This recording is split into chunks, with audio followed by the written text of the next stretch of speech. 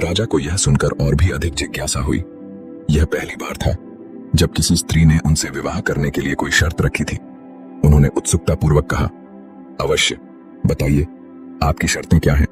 पहली शर्त, सत्य का सम्मान।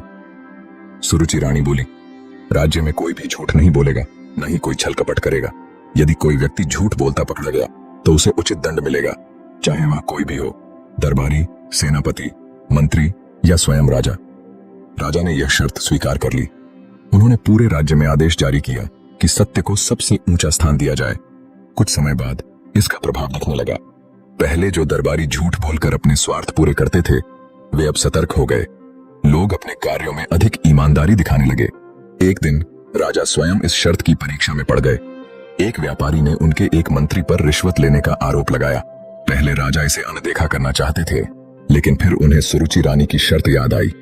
उन्होंने निष्पक्ष जांच करवाई और मंत्री को दोषी पाए जाने पर दंड दिया। इससे राज्य में राजा के प्रति सम्मान और बढ़ गया। दूसरी शर्त, स्त्रियों का सम्मान। सुरुचि रानी ने दूसरी शर्त रखी, राज्य में हर स्त्री को सम्मान, स्वतंत्रता और समान अधिकार मिलेंगे। उन्हें शिक्षा, रोजगार और सुरक्षा की पूरी स्वतंत्रता होगी। कोई भी स्त्री केवल इसलिए तिरस्कृत नहीं होगी कि वह एक महिला है। यदि किसी स्त्री के साथ अन्याय हुआ तो राजा स्वयं उसके लिए न्याय करेगा। राजा ने यह शर्त भी स्वीकार कर ली और आदेश दिया कि हर स्त्री को शिक्षा और सम्मान दिया जाएगा। उन्होंने राज्य में कई विद्यालय और प्रशिक्षण केंद्र खुलवाए जहां स्त्रियां भी शिक्षा प्राप्त कर सकें।